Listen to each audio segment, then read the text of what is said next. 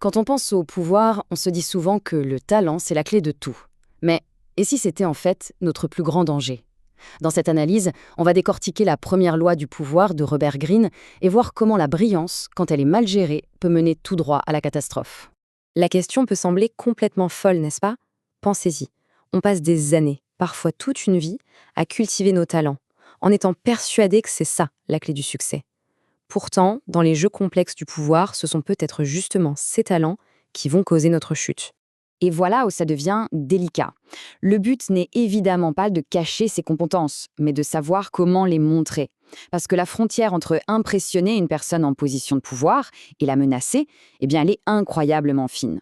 C'est exactement ça, le piège de la brillance. Une erreur si classique qu'elle en est presque tragique, surtout parce qu'on la commet souvent avec les meilleures intentions du monde. Et sur ce point, Robert Greene est sans appel. C'est la règle numéro 1, la loi fondamentale. Il ne s'agit pas de compétences ici, non, mais de psychologie humaine pure et dure. Ignorer cette règle, c'est tout simplement jouer avec le feu.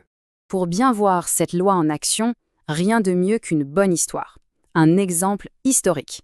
Et croyez-moi, celle de Nicolas Fouquet, le surintendant des finances de Louis XIV, est une leçon magistrale et tragique.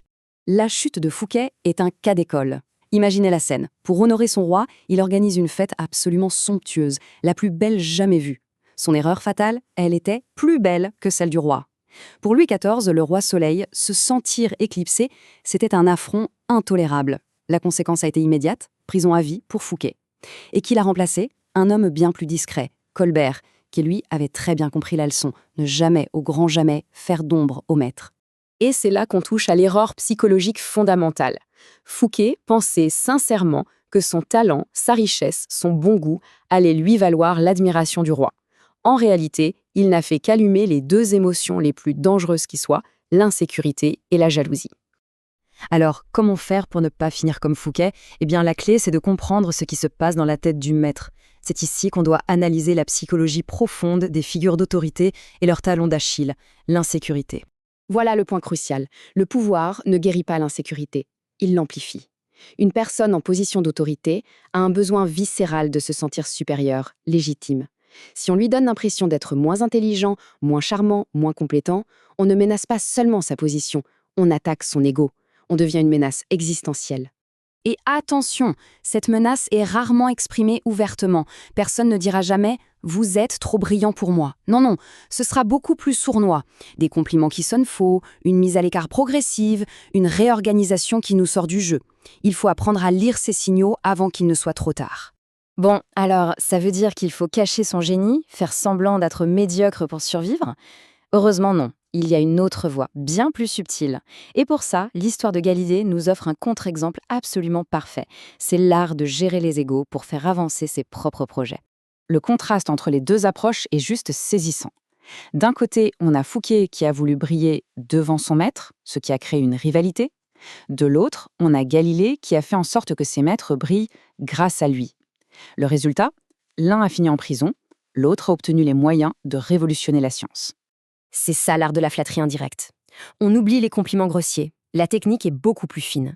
Il s'agit de faire en sorte que le supérieur se sente comme le mentor, la source de nos bonnes idées. Lui attribuer discrètement une de nos propres idées, c'est un coup de génie. L'idée sera probablement adoptée et on en récoltera les bénéfices sans jamais avoir menacé son ego.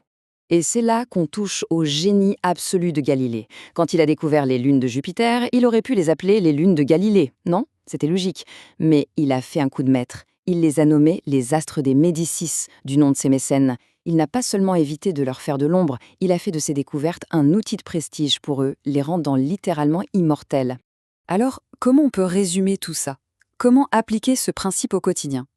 Eh bien, il y a une célèbre métaphore qui synthétise parfaitement cette stratégie. Cette citation de Napoléon est parfaite. La main de fer, c'est notre talent, notre ambition, notre force. Mais elle doit toujours être cachée dans un gant de velours. La discrétion, la subtilité, l'intelligence sociale. Parce que la force brute, dans les relations de pouvoir, est presque toujours contre-productive. C'est le paradoxe ultime de cette loi. En acceptant de faire un pas en retrait pour mettre les autres en lumière, on ne perd pas de pouvoir.